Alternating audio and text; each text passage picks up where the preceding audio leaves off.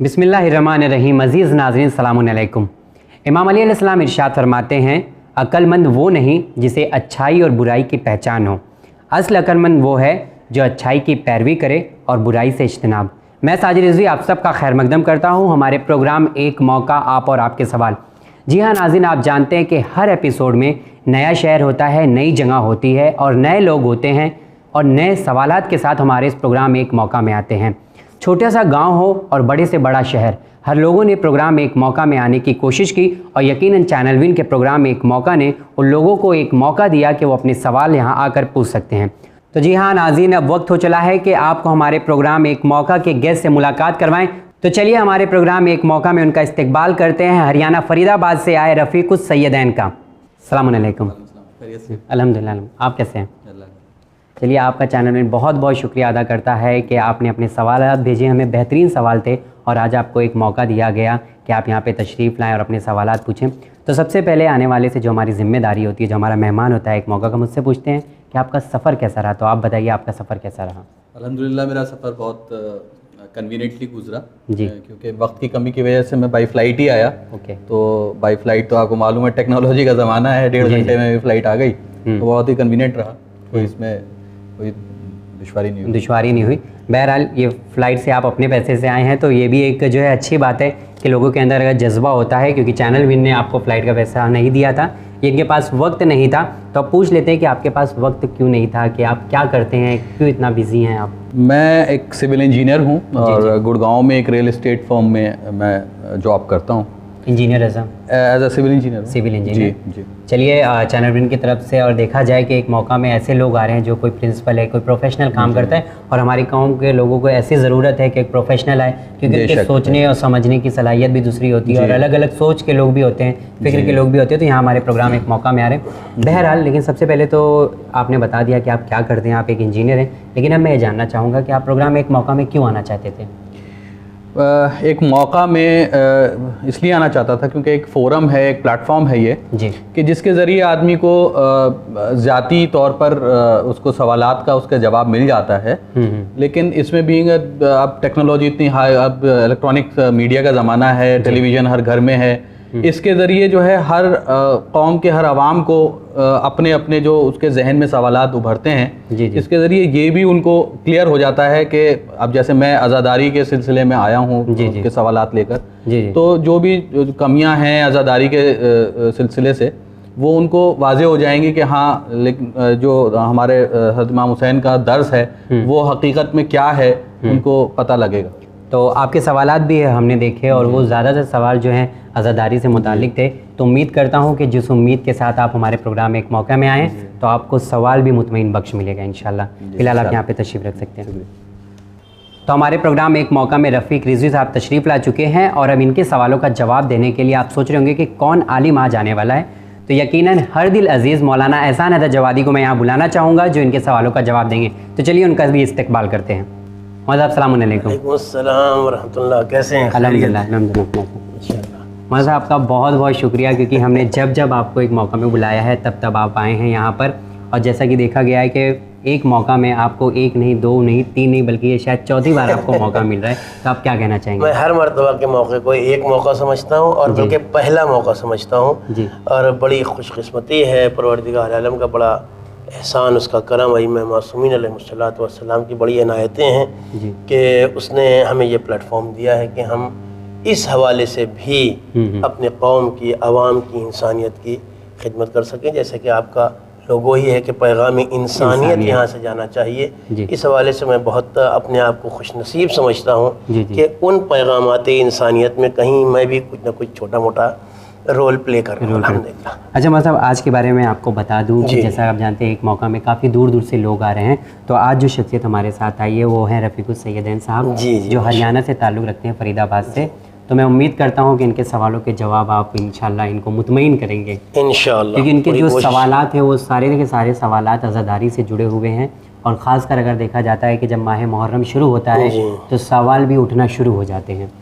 तो ये उम्मीद के साथ आए तो इंशाल्लाह मैं कोशिश, अल्हम्दुलिल्लाह कि हम सब रफ़ीक रिजवी, साजिद रिजवी, एहसान जवादी, ہماری پوری ٹیم، ہمارے سارے ویورز عزادار ہیں جی اور حقیقی عزادار ہیں. اگر ان کے ذہن میں کوئی ایسی غلط فہمی یا کوئی سوالات ہیں تو انشاءاللہ پوری کوشش کروں گا کہ اطمینان بخش جواب ہمارے ویورز تک بھی پہنچ جائیں انشاءاللہ. کیونکہ یقیناً جیسا انہوں نے کہا تھا کہ ایک سوال ایک تک نہیں بلکہ گھر گھر میں ٹیکنالوجی کا زمانہ ہے، بات یہ بالکل صحیح، انشاءاللہ گھر گھر تک بھی وہ پیغام انشاءاللہ ضرور ضرور. مولانا صاحب آپ کا بہت بہت شکریہ، آپ یہاں پہ بیٹھے. جی شکریہ. تو جی ہاں ناظرین، یہاں پہ رفیق السیدین رضوی صاحب جو ہے تشریف لا چکے ہیں پروگرام میں ایک موقع میں، جو ہریانہ فرید آباد سے تعلق رکھتے ہیں، اور ان کا جواب دینے کے لیے آج ہمارے ساتھ اسٹوڈیو میں موجود ہیں مولانا احسان حیدر جوادی، جو ان کے سوالوں کا جواب دیں گے. میں آپ سے ملاقات کروں گا یہ سوال جواب کے سلسلے کے بعد.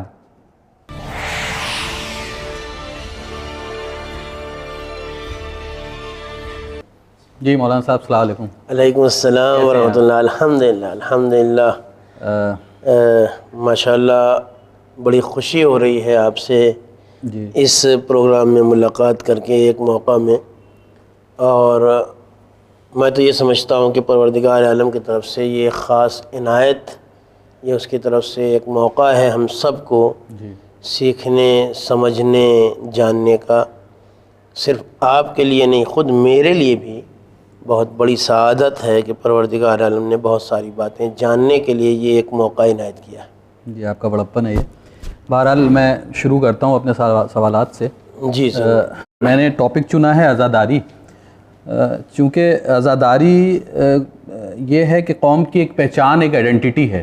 اگر کسی سے پوچھا جائے کہ شیعہ کون ہیں تو وہ سیدھا ان کو یہ کہا جاتا ہے کہ صاحب وہ ہیں جو ماتم کرتے ہیں، جو تعزیہ نکالتے ہیں، جو علم نکالتے ہیں. تو اب چونکہ یہ آئیڈینٹی بن گئی ہے قوم کی، اس وجہ سے ہمیں اس کو اس طرح سے پیش کرنا چاہیے کہ وہ بالکل حق بجانب ہو. تو اسی سلسلے میں جو میرا پہلا سوال ہے وہ یہ ہے کہ عزاداری کا مطلب کیا ہے؟ میں جو چھوٹا تھا، میں ویسے تو جاہل انسان ہوں آپ کے سامنے، تو آپ عالم ہیں. عزا کا مطلب میرے خیال سے گریہ کرنا ہے، جیسے مجلس عزا ہے گریہ کی مجلس. تو اگر گریہ ہی کرنا ہے تو یہ سب جو شدت ہوتی ہے ہمارے ہاں، جیسے زنجیر زنی ہوتی ہے، قمع زنی ہوتی ہے، تو اس میں اتنی شدت کیا پسند کرتا ہے اسلام شدت کو؟ اعوذ باللہ من الشیطان الرجیم، بسم اللہ الرحمن الرحیم. جواب دینے سے پہلے جی ایک بات بہت کھلے دل سے کہہ دوں کہ آپ نے ابھی اپنے آپ کو پہچنوایا کہ آپ سول انجینئر ہیں. جی تو آپ بالکل یہ نہ کہیں کہ آپ جاہل انسان ہیں. آپ ٹیڑھوں کو سیدھا اور سیدھے کو ٹیڑھا کرنے کی، میں انسانوں کو ٹیڑھا سیدھا نہیں کرتا، جو بلڈنگیں شاید میں سیدھی ٹیڑھی کر لیتا ہوں. جو اس جامد اسٹرکچر کو ٹیڑھا سیدھا کر لے، یہ لچک والے انسان کو تو بہرحال وہ انسان کا بہت مشکل ہوتا ہے سیدھا کرنا. اور جی جہاں تک آپ کے سوال کا تعلق ہے، جی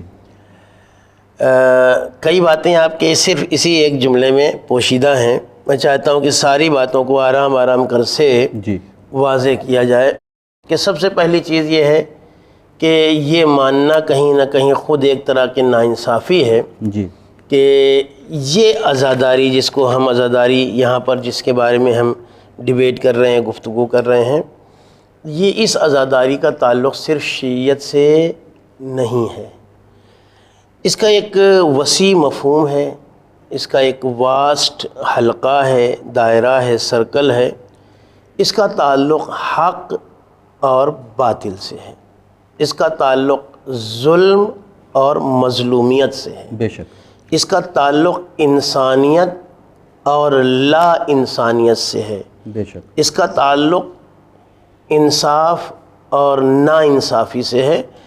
کہ جہاں جہاں کہیں بھی حق کی طرف حمایت اور ظلم سے بیزاری پائی جائے گی، وہاں کربلا والوں کے سلسلے میں ہمدردی، جی ان کے مصیبتوں پر غم، ان کے مصائب پر رونا، یا اور وسیع لفظ میں کہا جائے کہ وہاں پر عزاداری کا تصور ضرور پایا جائے گا. جو لوگ عدل و انصاف کے خوگر ہیں، اس کو بلیو کرتے ہیں، وہ عدل کو بلیو ہی تب کرتے ہیں جب ظلم سے نفرت رکھتے ہوں. بالکل.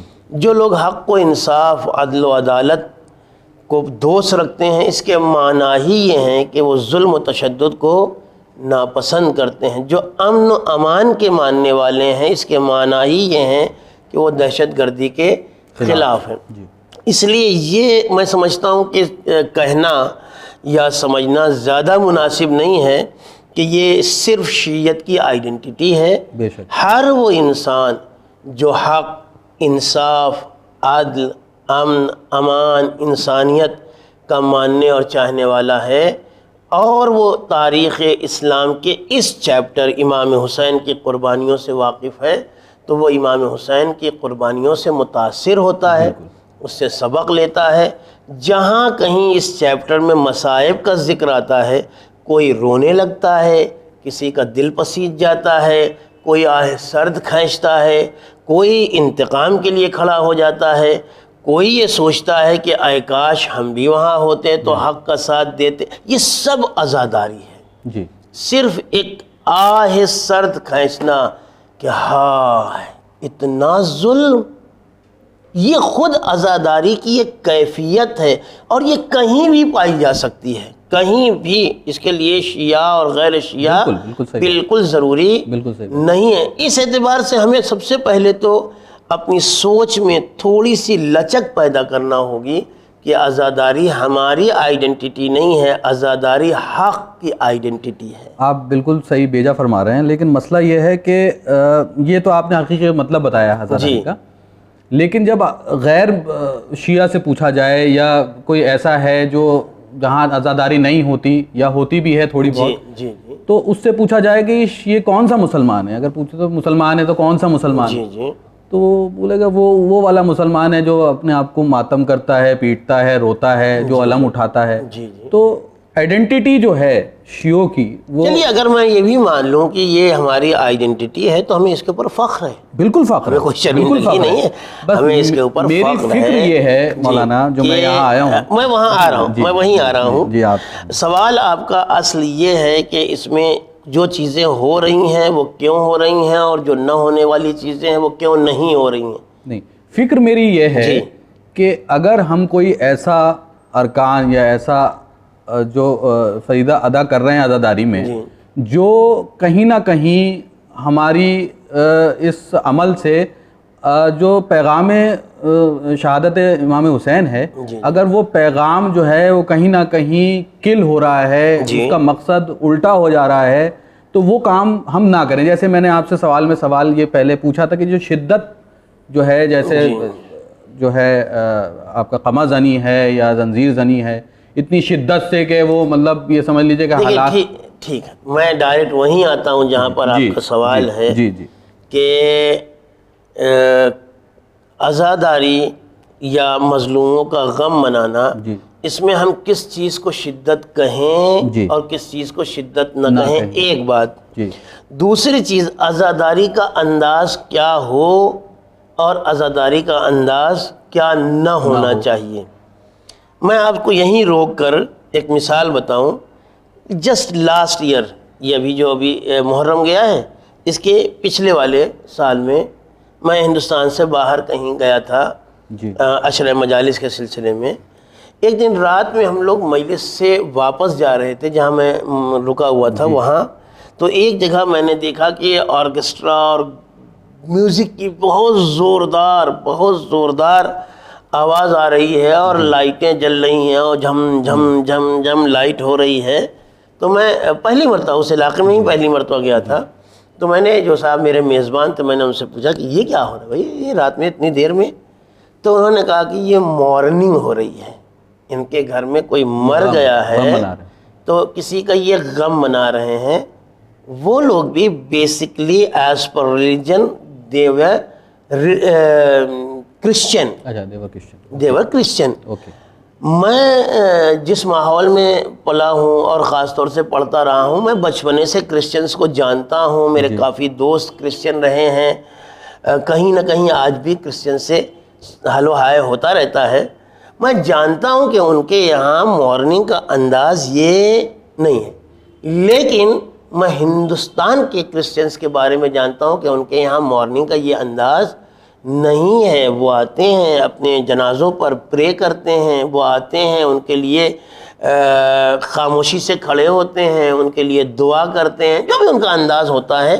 لیکن یہ میں نے پہلی مرتبہ دیکھا تھا کہ کسی جنازے کے اوپر باقاعدہ آرکیسٹرا لگا کے ڈانس کیا جائے اور وہاں لوگ شراب وراب پئیں. لیکن وہاں ایک نارمل سی چیز ہے.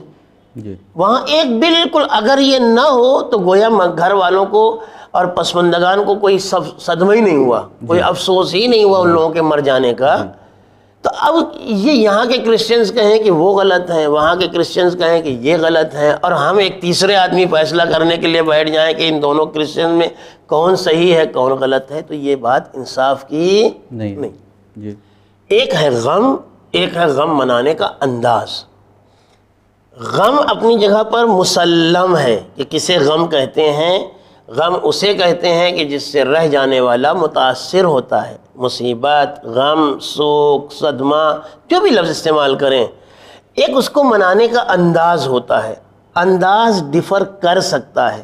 ابھی بھی میں نہیں بتا سکتا ہوں کہ آپ کا تعلق، جو ہمارے یہاں دیہات میں اگر کسی کے گھر میں کوئی مر جاتا ہے تو وہاں کی عورتوں کے رونے کا جو انداز ہوتا ہے، بڑے شہر میں آپ بالکل دہلی سے قریب ہیں، دہلی میں اگر کوئی آدمی مر جائے، خاص طور سے دہلی میں ڈیفنس کے علاقے میں، یا وہ جو بالکل ایک کیٹیگری کا علاقہ سمجھا جاتا ہے، یا ہمارے یہاں بامبے میں اگر کوئی کولابا سائڈ میں اگر کوئی مر جاتا ہے تو کیا ان لوگوں کو غم نہیں ہوتا ہے؟ ان لوگوں کو صدمہ نہیں ہوتا ہے؟ ان کا باپ مر جائے گا تو وہ باپ نہیں ہے، ان کی اولاد مر جائے گی تو وہ اولاد نہیں ہے. ہو سکتا ہے کہ وہ دیہات کی عورت ان لوگوں کو دیکھ کے نفرین کرے کہ ان لوگوں کا خون سفید ہو گیا ہے، یہ لوگ اپنے ہوش میں نہیں رہ گئے ہیں، ان لوگوں کو محبت نہیں رہ گئی ہے. اور ہو سکتا ہے کہ ان علاقوں میں رہنے والے ان لوگوں کو کہیں کہ پاگل ہو گئے ہو کیا؟ موت ایک طبیعی ایک فطری چیز ہے، یہ آدمی جو گیا ہے اس کو جانا ہی تھا، اس کے لیے یہ انداز اختیار کرنا مناسب نہیں ہے. تو نہ وہ آدمی ان پر کمنٹ کر سکتا ہے کہ تمہیں غم نہیں ہے، نہ یہ آدمی ان پر کمنٹ کر سکتا ہے کہ غم کا یہ انداز نہیں ہے. ہر ایک پر، بلکہ میں سمجھتا ہوں اس کا تعلق سماج سے بھی نہیں ہے، اس کا تعلق انڈیویجول سے ہے کہ کس کے اوپر کون سی غم کا اثر ہوتا ہے، کون سے غم کے انداز کس کے اوپر طاری ہوتا ہے. ہم خود، میں اپنے لیے کہہ رہا ہوں، آپ کے لیے نہیں کہہ سکتا ہوں، کبھی کبھی مجلس پڑھتا ہوں، پورے مصائب پڑھ لیتا ہوں، عوام رو رہی ہوتی ہے، مجمع رو رہا تھا، مجھے بھی غم ہوتا ہے، ظاہر سی بات میں تذکرہ غم کر رہا ہوتا ہوں، لیکن وہ کیفیت طاری نہیں ہو پاتی جو کبھی کبھی 2 جملہ مصائب پڑھنے کے بعد ایسا لگتا ہے کہ میری سانس رکی جا رہی ہے، میری آواز نہیں نکل رہی ہے، اور خود ہمارے اوپر ایک غم کا تاثر ایک الگ قسم کا پیدا ہو جاتا ہے. تو نہ ہم اپنے اس انداز کو یہ کہہ سکتے ہیں کہ وہ غلط ہے، نہ اس انداز کو یہ کہہ سکتے ہیں غلط ہے. ہاں، جہاں پاس آپ کی بات تھی اور جس کی وجہ سے میں آپ کے اندر بے چینی بھی دیکھ رہا ہوں، ہمارے یہاں غم ہو یا خوشی ہو یا جو بھی ہمارے مذہبی امور ہیں، اس میں ایک بات کا خیال رکھنا ہم سب کی شرعی، اخلاقی، دینی ہر اعتبار سے ذمہ داری ہے کہ ہم اپنے ہر انداز کو ایکسپوز کرنے، ظاہر کرنے میں یہ دیکھیں کہ ہمارے ائمہ طاہرین علیہم السلام کے سامنے جب اس طرح کا مرحلہ آیا تھا تو انہوں نے کیسے ریئیکٹ کیا تھا. ان کی اولاد مری تو کیا کیا، ان کا باپ اس دنیا سے گیا تو کیا کیا، ان کے بھائی مر گئے، وہ لٹ گئے تو انہوں نے کیا ریئیکٹ کیا. یہ چیز ہمارے ذہن میں وہ ہمارے آئیڈیل ہیں. جی، لیکن آپ بالکل یہ نہیں کہہ سکتے ہیں کہ ایک آدمی جس طرح سے رو رہا تھا، خود اہل بیت کے گھرانے میں بھی مصیبتوں کے وقت، سوگ کے وقت، غم کے وقت سارے نمونے ہمیں ایک جیسے نہیں ملتے ہیں. امیر المومنین علیہ السلام کی شہادت ہوئی، یا اس سے پہلے صدیقہ طاہرہ سلام اللہ علیہا کی شہادت ہوئی، اس میں جیسے ہی شہادت کی خبر ملی، امیر المومنین کا ایک گریے کا انداز تھا، تھوڑی دیر کے بعد گریے کا انداز بدل گیا. کیوں؟ اس لیے کہ جب پہلی مرتبہ کسی کو آپ کسی کے مرنے کی خبر دیں تو ایک الگ سا عالم ہوتا ہے. تھوڑی دیر کے بعد اب آپ کو معلوم ہو چکا ہے کہ آدمی مر چکا ہے، تو اب تھوڑا سا انسان اپنے آپ کے اوپر قابو پا لیتا ہے. تھوڑی دیر اور گزری, جب آپ بیوی کو غسل کر رہے تھے, اس وقت ایک خاص مصیبت سے دوچار ہوئے, اب رونے کا انداز الگ تھا. تو خود امام معصوم کے یہاں ایک انسان یا ایک شخصیت کے گزرنے پر بھی, جس کو ابھی ہم کہہ چکے ہیں ری ایکشن کے انداز الگ الگ رہے ہیں. کسی موقع پر انہوں نے کسی طرح سے ری ایکٹ کیا ہے, ہم یہ نہیں کہہ سکتے کہ اب مولا جب مثلا غسل دے رہے تھے تو جس طرح چیخ مار کے روئے, اگر کوئی روئے تو بس ویسے ہی روئے, نہیں رویا تو رویا ہی نہیں. جیسے آپ کی باتوں سے واضح ہوا نا کہ ایکشن جو ہے وہ ضروری ہے. اب گریہ کرنا ہے تو آدمی روتا ہے, اگر خوشی ہوتی ہے تو تالی بجانے لگتا ہے, تو یہ ایموشنز باہر آ جاتے ہیں. لیکن ہمارے ہاں جو ماتم ہے, چاہے وہ ہاتھ کا ہو, چاہے زنجیر کا ہو, قمع کا ہو, یہ باقاعدہ ایک ارینجمنٹ کر کے ماتم کرنا. ہاں, میں آپ کی بات بالکل صحیح ہے کہ آدمی کو اتنی شدت, مطلب اتنی مطلب گریہ میں اس کو اتنا وہ طاری ہو جائے, غم طاری ہو جائے کہ وہ اپنے آپ کو مارنے لگے, وہ ہے حقیقی ماتم. میں مانتا ہوں کیونکہ اس کے ایموشنز پہ وہ حاوی ہو گئے. لیکن باقاعدہ ارینجمنٹ کر کے, باقاعدہ یہ کہ 6 انچ کی چھری چاہیے ہمیں, وہ پوری تلوار چاہیے, یہ سب جو ہیں. اچھا, دوسری بات اس میں یہ ہے, میں ایڈ کروں کہ ایک کسی مرد کا نامحرم کے سامنے سینے کو برہنہ کرنا حرام قرار دیا گیا شرع میں. اب جو بھی ماتم ہوتے ہیں وہ غالباً سارے ماتم جو ہیں وہ مطلب سینہ کھول کے اور کمر کھول کے ہی ہوتے ہیں. اور اس میں اگر یہ بھی کہا جائے کہ چلیے بند ایک جگہ پر بند ہو جہاں نامحرم کا مجمع نہ ہو, لیکن اس کے جو ویڈیوز بنتے ہیں اور اپلوڈ ہوتے ہیں فیس بک اور یہ سب, یہ جو ہمارے ہاں جو سلسلہ چل گیا ہے, یہ کہاں تک؟ کیونکہ اب دیکھیں, گریہ کرنا یا عزاداری کرنا میں خود جانتا ہوں کہ ایک عبادت ہے. اب اس عبادت میں میں نے ایک حرام کام شامل کر دیا. تو میں نے آپ سے عرض کیا تھا نا کہ پہلے کہ مقصد کہیں ایسا نہیں کہ ہم جو کام کر رہے ہیں, عزاداری کا سلسلہ ہم کر رہے ہیں, اس میں کہیں نہ کہیں ان کا مقصد ہی ڈیفیٹ ہو جا رہا ہے. مثلا اب جلوس چلا, اذان کا وقت ہوا, اذان ہونے لگی, ہم نے باجا تو روک دیا کہ چلیے احترام کر رہے ہیں اذان کا, پھر چل پڑے, بجائے اس کے کہ ہم دوسروں کو بتائیں کہ نہیں, حق یہ ہے کہ ہم اول وقت نماز ادا کریں, کیونکہ میرے امام کا مشن, میرے امام کا پیغام, میرے امام کا مقصد یہ تھا. تو وہ جو چیزیں ہیں جو کمیاں, جی آپ کی باتوں میں جو 2 باتیں میں نے بنیادی طور پر سمجھی ہیں, وہ یہ ہیں. پہلی بات تو یہ ہے کہ جس کو آپ کہہ رہے ہیں کہ پری پلانڈ غم ایسے طاری ہو جاتا ہے. غم کے مطلب تو یہ ہے کہ بس سنا اور ایک آدمی بے ہوش ہو گیا. اگر کسی آدمی نہیں, کبھی کبھی ہوتا ہے, کبھی ہوتا ہے. اگر آپ ہم سے بتائیں کہ آپ کے ابا کا انتقال ہو گیا, ہم نے سوچا بھی نہیں تھا, ہم انکانشیس ہو سکتے ہیں. لیکن آپ یہ چاہیں کہ پری پلانڈ طریقے سے, ابھی جیسے یہ پروگرام ریکارڈ ہو رہا ہے کہ پہلے میں آیا, آپ سے ملا اور پھر اسٹیج پر الگ سے ملاقات, اس لیے کہ یہ ایک طریقہ ہے پروگرام پیش کرنے کا. تو یہاں کیسے غم طاری ہو جاتا ہے, یہاں کیسے افسوس ہونے لگتا ہے, یہاں کیسے کوئی سینہ پیٹنے لگتا ہے. دیکھیے, دونوں باتیں ہمارے یہاں پائی جاتی ہیں. 11 محرم کو جب امام سجاد کو اسیر کر کے, اللہم صلی علی محمد وآل محمد, میدان کربلا میں اور لاشوں کے پاس سے لے جایا گیا ہے, تو بے عین ہی وہی کیفیت تاریخ میں موجود ہے کہ جناب زینب نے ایک مرتبہ دیکھا تو فوراً متوجہ ہوئیں. میں روایت نہیں ذکر کر رہا ہوں, میں اپنی زبان میں واقعہ ذکر, بیٹا سید سجاد کیا تم بھی مر جاؤ گے, بے ہوش ہو جاؤ گے, ختم ہو جاؤ گے, ایک تو لے دے کے بچے ہو, کیا تمہارا عالم ہے. ایک یہ ہو گیا. یہی امام سجاد جب مدینہ منورہ تشریف لے آئے, آپ نے کہا جا اعلان کر دو کل مجلس ہوگی.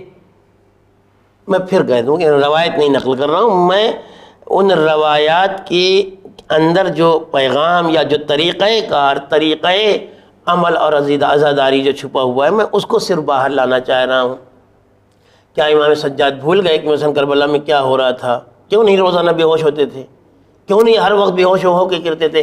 رک جائیے, ابھی اعلان ہو گیا, فرش بچ گیا, آپ آ گئے, ابھی رکے ہوئے ہیں, عزادار آ رہے ہیں، چاہنے والے آ رہے ہیں، کیا امام کے ذہن میں وہ واقعہ کہیں سے نکل گیا ہے؟ کہیں آپ سائیڈ لائن میں آ گئے؟ نہیں، اب گیا ایک خطیب یا ایک شاعر گیا ممبر کے اوپر، جانے کے بعد اس نے بیان کرنا شروع کیا۔ اس زمانے میں بھی یہی طریقہ کار تھا کہ پہلے خطبہ پڑھا جاتا تھا، پروردگار عالم کی حمد و ثنا کی جاتی تھی، اہل بیت کے فضائل مناقب کا ذکر ہوتا تھا، کہ یہ ایک بیک گراؤنڈ سا ہوتا تھا کہ کس کے اوپر مصیبت ڈھائی گئی۔ خود امام سجاد نے مصیبتوں کے ذکر سے پہلے دربار شام میں، تو مجلسوں کا سلسلہ جی مجلس ہوگا، دربار شام میں سب سے پہلے یہ نہیں کہا کہ میں اس کا بیٹا ہوں جس کو قتل کر دیا گیا 3 دن کا بھوکا، نہیں، اللہ نے مجھے یہ فضیلتیں دی ہیں، یہ رتبے دیے ہیں، یہ مقامات دیے ہیں، میں اس کا بیٹا ہوں جو زمزم ہے اور جو مدمنہ ہے اور جو اپنے آپ کو پہچان پایا۔ یہ کیا ہے؟ پہلے ایک طرح کے فضائل کا ذکر کیا، اب اس کے بعد وہاں سے گریز کیا۔ جی، وہاں بھی جب آپ ذکر کر رہے تھے تو مجمع پہلے ہی مرتبہ سے نہیں رونے لگا تھا، اور جب امام خود مجلسیں کرتے تھے تو پہلی مرتبہ سے نہیں اب آپ کہیے کہ امام کیوں بعد میں رونے لگے؟ کیا پہلے ان کی نظر میں واقعہ کربلا نہیں تھا؟ ہر چیز کا ایک تھیم ہوتا ہے، ایک انداز ہوتا ہے، جب انسان اس انداز تک پہنچ جاتا ہے۔ مجھے یہ بتا دیا جائے کہ میرے ابا کا انتقال ہو گیا، میں روں گا دھوں گا، مثلاً الہ آباد میں ان کا انتقال ہوا ہے، میرا تعلق الہ آباد سے، اور وہاں جنازہ موجود ہے اور آپ کو بلایا گیا، میں یہاں سے فلائٹ لوں گا اور سب کچھ، مجھے معلوم ہے کہ میرے ابا کا انتقال ہو گیا تو ہو گیا بس۔ لیکن جب اب میں وہاں پہنچوں گا تو اب جنازہ دیکھ کے جو مجھے رونا آئے گا، پہلے کیوں نہیں آ رہا ہے؟ کیا مجھے نہیں معلوم میرے ابا مر گئے ہیں؟ مجھے نہیں معلوم ہے کہ میں ان کے جنازے میں جا رہا ہوں؟ مجھے نہیں معلوم میں ان کو دفن کرنے جا رہا ہوں؟ رونے کا سلسلہ تو آپ بالکل صحیح فرما رہے ہیں کہ رونے کا سلسلہ تبھی ہوتا ہے جب انسان کو بتایا جائے کہ ایسے جیسے ہمارے ہاں مسائل، چیخ پکار اگر ہم سینہ کو بھی کر رہے ہیں تو بھی ہم یہاں فلائٹ میں نہیں کریں گے، فلائٹ میں ہم سر و سینہ نہیں پیٹنے لگیں گے، جبکہ ہم کو معلوم ہے کہ میرے ابا مر چکے ہیں۔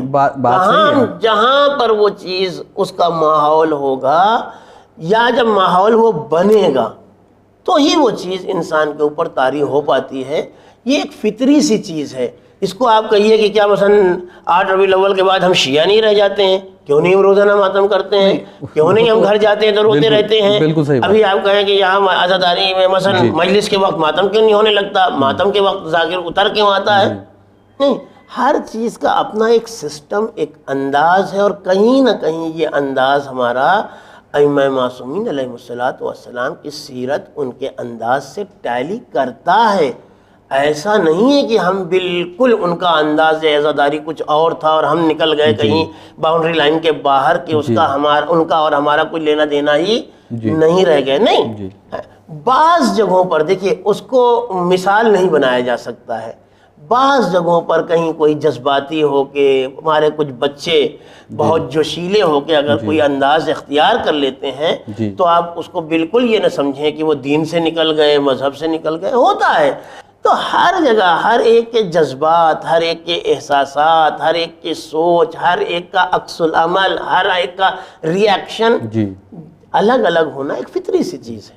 میں سمجھتا ہوں کہ میرا پہلا سوال ہی اتنا پھیل گیا ہے کہ پورا ایپیسوڈ اس میں سمیٹ جائے گا، تو میں اس سے پہلے میں چاہتا ہوں کہ آپ کی بات میں اچھے طریقے سے جو آپ کا سوال ہے، سوال یہی ہے، دیکھیے کوئی بھی ہم دیکھیے عزاداری بھی، میں یہ سوال نہیں، یہ آپ کا کانسیپٹ ہے، دوسری بات دیکھیے کلیئر ہونا ضروری ہے۔ جی جی جی، اس میں یہ ہے کہ جو پیغام ہے، ہم جو جس طرح سے عزاداری کرتے ہیں، کہیں ایسا تو نہیں ہے کہیں وہ سلسلہ جو ہے غلط تو نہیں جا رہا؟ اب جیسے مثلا میں نے آپ سے عرض کیا کہ حرام ہو سکتا ہے کہ انڈیویجولز کچھ ایسے ہوں کہ جن کا طریقہ اظہار، یہ جو عمل ہے کہ سینہ زنی جو ہوتی ہے، زنجیر زنی ہوتی ہے، تو وہ حرام جو میں نے آپ سے ذکر کیا، بعض مقامات پر جو لوگ کرتے ہیں وہ نامناسب عمل ہے۔ نہیں، یہ جو میں خود کیا آپ سمجھتے ہیں میں ماتم نہیں کرتا ہوں؟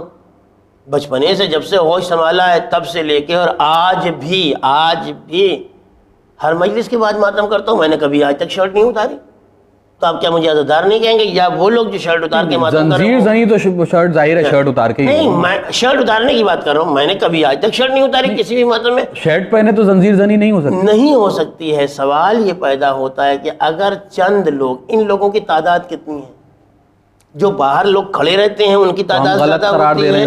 جی ہم غلط قرار دے رہے ہیں. غلط اور صحیح کی بات نہیں ہے. بات یہ ہے کہ اگر کچھ لوگ وہ کر رہے ہیں تو آپ اس کو ہمارے بیسکس یا ہمارا اسٹرکچر مت تصور کریں. بیسکس اپنی جگہ صحیح ہے, بالکل صحیح ہے. آپ اس کو ہمارا اسٹرکچر یا انفراسٹرکچر آپ بالکل قرار نہ دیجئے. ہم اپنے بچوں کو سمجھاتے ہیں, ہم اپنے بچوں کو سکھانے کی کوشش کرتے ہیں, بہت ساری جگہوں پر مانتے بھی ہیں. بہت ساری چیزیں, دیکھیے کوئی بھی چیز ہو, بہت ساری چیزیں وجہ بن جاتی ہیں. بعض موقعوں پر ہم اپنی عورتوں کو سمجھاتے ہیں کہ بی بی آپ یہاں نہ آئیے, ویسے میں آپ کو پروگرام صرف مردوں کا ہے, آپ یہاں نہ آئیے. یا جب تک اس پروگرام کی نوعیت اور کیفیت, وہ تو نہ آئے لیکن ویڈیوز تو بن گئے نا, وہ تو پورا دنیا دیکھ رہی ہے. مسئلہ ویڈیوز کا نہیں ہے, مسئلہ ویڈیوز کا نہیں, مسئلہ عمل کے صحیح یا غلط ہونے کا. اگر عمل صحیح ہے تو لاکھ ویڈیو نہ بنے, عمل غلط ہے لاکھ بنے, وہ کوئی پروف تھوڑی کر دے گا.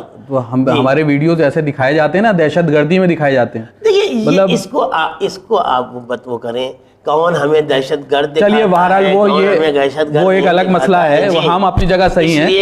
اس لیے کہ ابھی آپ کے سامنے سارا پس منظر پوری دنیا کا موجود ہے کہ ہم 100% کرٹیسائز کرتے ہیں. دنیا میں کہیں بھی دہشت گردی ہو ہم اس کے خلاف ہیں. لیکن اگر عراق میں 5 لاکھ آدمی مر جائیں تو ایک آدمی چھینک بھی نہ لے, اور دوسری جگہ پر بالکل تھوڑے سے لوگ مر جائیں تو وہاں کے واسطے اتنا, تو اس کو تو آپ بالکل, آپ دیکھا جائے تو یہ جو سلسلہ ہے ہمارا آزاداری کا, اب جو اس میں ہم ماتم کر رہے ہیں, یہ فیشن میں زیادہ آ گیا, مطلب ایک طرح کا رسم میں زیادہ شامل ہو گیا ہے, بجائے اس کے کہ حقیقت میں ہمارے رقت طاری ہو اور یہ سب ہو. آپ زنجیر لگائی, قمع لگائی, فوٹو کھنچوایا اور فیس بک پہ یا واٹس ایپ پہ ڈال دیا, اپنا پروفائل فوٹو بنا دیا.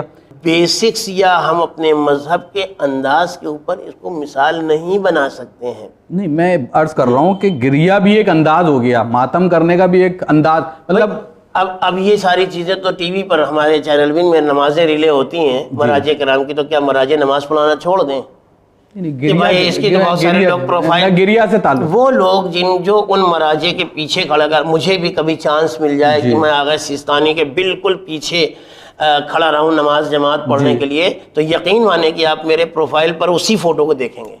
نہیں, وہ ایک اس کے یہ مطلب نہیں میں آغا سیستانی کے پیچھے نماز ہی اس لیے پڑھ رہا تھا کہ میرے فوٹو کھینچے اور میں اس کا پروفائل بناؤں. بات الگ ہے. بات یہ ہے کہ آپ ماتم بھی کر رہے ہیں, خون میں لت پت ہیں, اور اس میں آپ نے فوٹو کھنچوایا جو ایک طرح کا, یہی تو میں کہہ رہا ہوں کہ آپ یہ کہہ سکتے ہیں کہ آپ کا خضوع و خشوع کہاں چلا گیا, آپ نیت کہاں چلی گئی, رکوع و سجود کہاں چلے گئے, کہ آپ فوٹو, آپ یہ سمجھ رہے ہیں یا دیکھنے والا یہ سمجھ رہا ہے. کوئی انسان اتنا بچکانا اب نہیں رہ گیا کہ وہ اپنے آپ کو ایک فوٹوگرافی کے واسطے اتنی تکلیف میں اور اتنی اذیت میں ڈالے گا. اگر ہے تو اس کی سوچ کا علاج ہونا چاہیے, بالکل ہونا چاہیے. اس کی سوچ کا علاج ہونا چاہیے کہ اتنے مشقتوں میں اپنے آپ کو ڈال رکھا ہے ایک فوٹو کھنچوانے کے واسطے. ارے کوئی یہ سیٹ تھوڑی ہے کہ ہم بیٹھ جائیں, لو بھائی یہ فوٹو کھینچو, لائٹ بھی جل رہی ہے, یہ بھی ہے وہ بھی ہے. دوسرا سوال میں عرض کرتا ہوں آپ سے. اب ہم جو ہمارے ہاں ذاکرین ہیں اس کو کوئی سرٹیفیکیشن نہیں دیتا کہ کوئی وہ عالم, کیونکہ ممبر ایک ایسی جگہ ہے, ایک پلیٹ فارم ہے جس سے ہم درس لیتے ہیں, اور وہ درس ہم یہ سمجھتے ہیں کہ ذاکر مجلس پڑھ رہا ہے تو وہی سب کچھ ہے, وہ میرے مولانا ہیں. اب وہ چاہے وہ مولانا ہیں بھی کہ نہیں ہیں, بس وہ ذاکر حسین ہے. اب وہ عالم ہے کہ نہیں ہے, روایتیں معتبر پڑھ رہا ہے نہیں پڑھ رہا, وہ تاریخ صحیح بیان کر رہا ہے نہیں کر رہا, اس نے جو درس دیا وہ صحیح ہے, ائمہ معصومین کی روشنی میں وہ بالکل صحیح ہے کہ نہیں ہے, اس کی کوئی اوتھینٹیکیشن نہیں ہے. اب جو آتا, اب اس میں مجلسیں اتنی ہوتی ہیں, ہر 10 منٹ میں مجلس ہے, اب ظاہر ہے ذاکر کہاں سے ملیں گے, اچھے ذاکر چلے جاتے ہیں. مسئلہ یہ ہے کہ اب جب علم دین کے لیے سرٹیفیکیشن باڈی ہے, مرجع اکرام دیتے ہیں, سرٹیفکیٹ دیتے ہیں, ان کے پورا وہ ہوتا ہے, تو کیا ہم ایسی کوئی باڈی نہیں بنا سکتے یا سرٹیفیکیشن مرجع اکرام نہیں دے سکتے کہ ہاں بھائی یہ ذاکر جو ہیں یہی الاؤڈ ہیں کہ مجلس پڑھ سکیں, یہی جو ہیں مجلس کے ممبر پر مطلب بیٹھے. آپ نے ماشاءاللہ سول انجینئرنگ کیا ہے, آپ ایک بہت ہی سنجیدہ سمجھدار انسان ہیں. جی. ایک مرتبہ میں نے سنا تھا, میں یقینی نہیں ہوں کہ یہ قانون اسی طرح ہے جس طرح میں بیان کر رہا ہوں کہ اگر کوئی پلاٹ 33 گز سے چھوٹا ہو، 33 یارڈ سے چھوٹا ہو، تو پھر اس آدمی کو سرکاری طور پر نقشہ پاس کروانے کی ضرورت نہیں ہے۔ وہ الگ الگ اسٹیٹس میں الگ الگ، ہاں ہو سکتا ہے کہ ہم نے یو پی میں سنا تھا تو شاید 33 رہا ہو، 30 رہا ہو، کچھ رہا ہو، مجھے صحیح طریقے سے وہ فگر یونٹ یاد نہیں ہے۔ اچھا اب مان لیے کہ میرے پاس ایک 20 گز کا پلاٹ ہے، 20 اسکوائر یارڈ کا، اور آپ انجینئر میرے سامنے موجود ہیں، میں یہ صاحب جو کیمرے کے پیچھے بیٹھے ہوئے ہیں میرے دوست، میرے چھوٹے بھائی، میں ان کو بلاؤں یار تم یہ بتاؤ کہ ہمیں یہاں پر یہ بنوانا ہے اور کیسے بنوائیں؟ انہوں نے کہا کمرہ ادھر بنوا دیے، ٹوائلٹ ادھر بنوا دیے، کچن ادھر بنوا دیے، اور یہ لیجیے مکان تیار ہو۔ بالکل صحیح بات ہے۔ اب آپ ایک اپنے انجینئرنگ کے لائن کے سارے انجینئر جمع کر لیجئے کہ بھائی ایک ایسی انجینئرنگ باڈی ہونا چاہیے جو یہ طے کر دے کہ ہم انجینئرز کے علاوہ کوئی دوسرا آدمی انجینئرنگ کے نام پر جہاں ای بھی آ جائے وہاں کسی طرح کا مشورہ نہ دے گا نہ لے گا۔ اگر میں آپ سے یہ ڈیمانڈ کروں کہ پورے ہندوستان میں کتنے اسٹرکچرز ہیں جو اپنے آپ لوگ بنوا لیتے ہیں، کہیں انجینئرنگ کا نام و نشان بھی نہیں ہوتا ہے، اس کے نقصانات بھی بھگتتے ہیں، بالکل ہوتے ہیں، اخبارات میں چھپتا ہے کہ یہ بلڈنگ کمزور تھی، اس کا اسٹرکچر خراب تھا، میٹیریل خراب تھا، انجینئرنگ کے جو اس کے اصول ہیں اس کے اوپر پوری نہیں تھی، گر پڑی، اتنے آدمی مر گئے، سب کچھ ہو گیا، لیکن آج تک کوئی ایسی باڈی نہیں بن سکی کہ بغیر کسی انجینئر کے مشورے کے کوئی اسٹرکچر کھڑا نہ ہو جائے۔ کہیں نہ کہیں غلط ہیں وہ لوگ جو اپنے آپ بنا لیتے ہیں، لیکن یہ باڈی کتنی ایفیکٹو ہو پائے گی؟ کس آدمی سے آپ کہہ پائیے گا کہ بھائی اس آدمی سے مت پوچھو، اس آدمی سے سوال مت کرو، یہ انجینئر نہیں ہے؟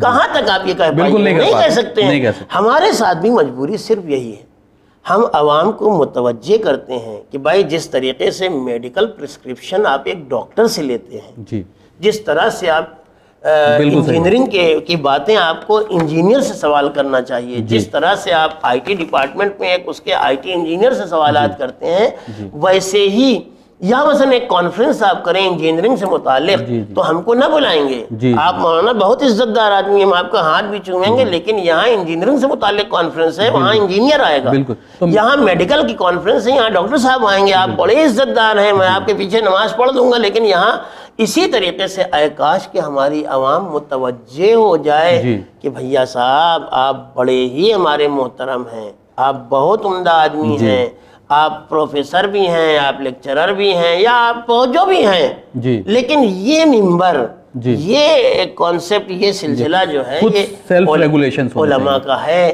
ان کو آنے دیجئے۔ بلانے والے جب بلا لیتے ہیں تو اب ہم کس کو ہم ہی اگر بیدار ہو جائیں، مطلب جیسے میں نے یہی ہے، یہ سوال جو آپ سے کر رہے ہیں، یہی گزارش میری آپ سے ہے، سبھی سے میں عرض کروں گا کہ کوشش یہ کریں کہ جس طریقے سے میڈیکل کی کانفرنس ہوتی ہے تو اس میں صرف ڈاکٹر ہوتے ہیں، اس لیے کہ لیکچر میڈیکل سے متعلق ہونا ہے، میڈیکل سائنسز یہاں انوالو ہونی ہے، انجینئرنگ سے متعلق وہاں انجینئرز آتے ہیں، جہاں ریلیجس لیکچر ہونے والا ہو وہاں ان افراد کو دعوت دی جائے جو مذہبی علم رکھتے ہیں، جو مذہبی سوچ رکھتے ہیں، جو مذہبی بیک گراؤنڈ رکھتے ہیں، جنہوں نے مدارس میں، حوزہائے علمیہ میں اس دین کو، اس علم کو حاصل کیا ہے۔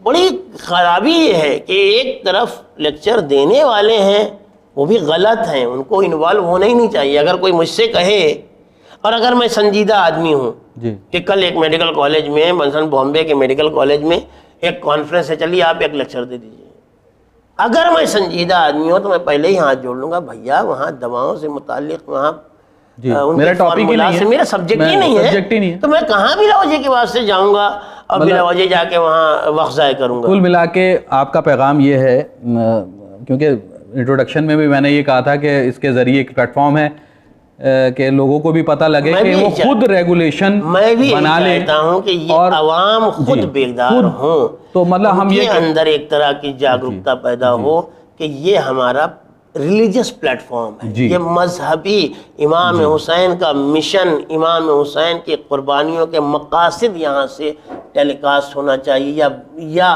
منتشر ہونا چاہیے، تو اس کے لیے کون مناسب ترین آدمی؟ جی، تو کہنے کا مطلب عوامی طے کرے کہ کس ذاکر کو مدعو کرنا ہے، عالم نہ ہو تو مدعو ہی نہ کرے اسے. بالکل. دوسری بات یہ کہ جو کھلم کھلا جو ہے وہ گناہگار ہو اسے نہ بیٹھائے. بالکل، اس لیے کہ یہ معصوم کا، میں اکثر یہ بات ضرور کہتا ہوں کہ معصومین کے ذکر کے لیے، معصوم تو 14ویں کے بعد کوئی 15واں نہیں ہے، لیکن کم سے کم معصوم کی سیرت پر چلنے والا کہ وہ لوگ جو اس میدان کے نہیں ہیں وہ گڑبڑ کریں گے ہی. میں اگر انجینئر بن جاؤں گا تو ہو سکتا ہے کہ ایک آدھ کمرہ صحیح بنوا لوں، لیکن کہیں نہ کہیں ایسی غلطی کروں گا کہ وہ اسٹرکچر، وہ ڈھانچہ گرے گا، لوگ مریں گے، لوگ زخمی ہوں گے. کیوں؟ اس لیے کہ میں نے وہاں جا کے ٹانگ اڑا دی ہے جو ہمارا سبجیکٹ نہیں ہے. ہوتا یہی ہے ہمارے یہاں، جس کے بارے میں آپ کو اتنا صدمہ ہے وہ یہی ہے کہ ایک دو باتیں اچھی بھی کہتے ہیں. ظاہر ہوتا ہے آدمی 1 گھنٹہ بولے گا تو 2-4 باتیں اچھی تو کہہ ہی دے گا، لیکن ہو سکتا ہے کہ 10 باتوں کے بیچ میں ایک جملہ ایسا ہو کہ جو ماچس کی تیلی کا کام کر جائے کہ ہمارا سارا اسٹرکچر، ہمارا سارا بنیاد جو ہے جل کے. میں اگلا سوال پیش کروں مولانا. اس میں ماتم اور نوحوں کے سلسلے میں یہ جو ہمارے ہاں آج کل نوحوں کا سلسلہ چلا ہے، جس میں نوحہ خان جو ہیں وہ اب ہمارے ہاں جو توجہ دی جاتی ہے وہ آواز پہ، انداز پر، اس کے تال پر، اس کی لے پر، اور یہ جب پیچھے سے وہ ماتم نہیں ہوتا، وہ ایک انسٹرومنٹ بجتا ہے، ایک ڈیک بجتا ہے، جو مطلب وہ ماتم نہیں ہوتا. تو یہ کہاں تک صحیح ہے کہ ہم مطلب میں اپنے ساری دنیا بھر کے، چونکہ ہمارا چینل ون دنیا کے بہت سارے 30 سے زائد ممالک میں دیکھا جا رہا ہے، ڈش وغیرہ کے حوالے سے اور انٹرنیٹ کے حوالے سے تو ساری دنیا میں دیکھا جا رہا ہے. میں انتہائی ادب و احترام سے اپنے چھوٹے بھائیوں، اپنے بچوں، اپنے نوحہ خانوں، بڑی ہی عزت کے ساتھ کہ ان کا یہ عمل بڑا قیمتی عمل ہے، بڑا ہی معتبر عمل ہے. نوحہ ہمارے یہاں کی روایت ہے، معصومین نے نوحہ کیا ہے، نبیوں اماموں نے نوحہ کیا ہے. بس ذرا سا جو اس کا انداز، جو اس کا رنگ ڈھنگ تبدیل ہو گیا ہے، اس سے زیادہ مؤثر ہوگا اگر وہ ایک بالکل نیچرل وے میں نوحہ پڑھیں. جو نوحے کا ایک نیچرل انداز ہونا چاہیے، فطری انداز ہونا چاہیے. یقین مانے کہ ان نوحوں کا زیادہ اثر ہوتا ہے. مجھے اچھی طریقے سے یاد ہے اور اور آپ بھی دیکھتے رہتے ہیں کہ وہ پرانے مبکی نوحے، ان پہ زیادہ رقت ہوتی ہے، ان پہ زیادہ آج بھی رقت ہوتی ہے. وہ 50 سال سے اپنی جگہ بنائے ہوئے ہیں، ان کو ریپلیس کوئی نہیں کر سکا. اور یہاں نعوذ باللہ ایک ایسا لفظ جو ریلیز ہونے لگا ہے، ریلیز ہو رہا ہے، جو ریلیز ہونے لگا ہے، ایک انڈسٹری جو ڈیولپ کی جا رہی ہے، اس کا نقصان یہ ہے کہ 1 سال بھی نہیں چل پاتا ہے، نہیں چل پائے گا. پچھلے والے سیزن کا ریلیزڈ جو آرٹیکل ہے وہ اگلے والے سیزن تک باقی نہیں. کیوں؟ اس لیے کہ کہیں نہ کہیں وہ ڈھب، وہ انداز، وہ سلیقہ، وہ طریقہ جو ہمارا اصل تھا، اس سے ہم نے کنارہ کشی کر لی. میں ابھی بھی، آپ نے بڑا اچھا کیا یہ موضوع چھیڑا، آپ کے حوالے سے اور اس پلیٹ فارم کے حوالے سے میں اپنے بھائیوں سے، بچوں سے، جو دنیا بھر کے بڑے سے بڑے نوحہ خان سمجھے جاتے ہیں، ان سے لے کے اور اپنے گلی کے اور اپنے محلے کے چھوٹے بچے جو عزاداری میں انوالو رہتے ہیں، ان سب سے گزارش کر رہا ہوں اور بڑے ہی مخلصانہ انداز سے کہ نوحے وہ پڑھیں جن میں نوحہ ہو، انداز نوحوں کا، طرز نوحوں کی، لئے نوحوں کی وہ ہو جس میں نوحہ ہو، جس سے ہم یہ سمجھ سکیں کہ ہم امام حسین پر ماتم کر رہے ہیں، ہم امام حسین پر رو رہے ہیں، ہم امام حسین پر غم منا رہے ہیں، ہم امام سجاد یا صدیقہ طاہرہ یا مرسل اعظم یا امیر المومنین یا ائمہ طاہرین یا امام زمانہ علیہم الصلاۃ والسلام ان کو پرسہ دے رہے ہیں. پرسہ آرٹسٹک کسی عمل کا نام نہیں ہے، پرسہ ایک خالص. اب یہ جو انسٹرومنٹ بجتا ہے، میں انہیں کسی چیز کا نام لیے بغیر میں کہنا چاہ رہا ہوں کہ وہ کون سا انسٹرومنٹ ہے، کہ یہ کسی آرٹ کا نام نہیں. پرسہ دینا کسی ہنر کا نام نہیں ہے. کوئی آرٹسٹک عمل نہیں ہے، پرسہ دینا ایک خلوص کا نام ہے۔ جی جی میں اگلا سوال عرض کروں۔ میں اگر آپ سے یہ پوچھوں کہ ابھی تک جو باتیں ہوئی ہیں جی وہ کس نتیجے تک پہنچی ہیں، اس لیے کہ جب شروع میں بات ہوئی تھی تو ساجد نے کہا تھا کہ مجھے خواہش میری یہ ہے کہ آپ مطمئن ہوں گے۔ دیکھیے میں مطمئن کافی ہوا، کچھ ایسے باتیں ہیں، جیسے پہلا سوال جو تھا وہ کافی پھیل گیا، جی جی اس میں ٹو دی پوائنٹ جواب نہیں ملا، لیکن وہ ایسا کنٹروورشل ایشو ہے، اس میں دو وجہات ہیں، اس میں دو گروپ بنے ہوئے ہیں، ایک جو اس کو پرو مانتا ہے، ایک اینٹی ہے۔ جی جی جو کر رہا ہے وہ کہتا ہے نہیں ہونا چاہیے، اسی لیے میں نے اس کے بیچ کا ایک راستہ رکھا بالکل آپ نے ہے صحیح کہ رکھا، ہمارے یہاں اس کے درمیان کا بھی ایک راستہ ہے، نہ بالکل اگنورنس نہ بالکل ایکسیپٹنس، جی بیچ میں ایک راستہ اب اس میں مسئلہ راستہ سب سے اچھا تو یہ ہے کہ جو مرجع کہہ رہے ہیں بس آنکھیں بند کر کے آپ ان پہ عمل کریں۔ یقیناً سب سے مناسب ترین بات یہ ہے کہ یہ چیزیں ہمارے یہاں اعمال میں ہیں، جی ان بنیادی عقائد میں نہیں ہیں کہ جن کی تقلید نہیں ہو سکتی، بالکل صحیح بات، اور جن کو دلیلوں کے ذریعے سے ماننا ہر مرد مسلمان کا فرض ہے۔ جی تو بہترین بات تو یہی ہے کہ جو چیزیں تقلیدی ہیں جی انسان اس میں اپنے مرجع کی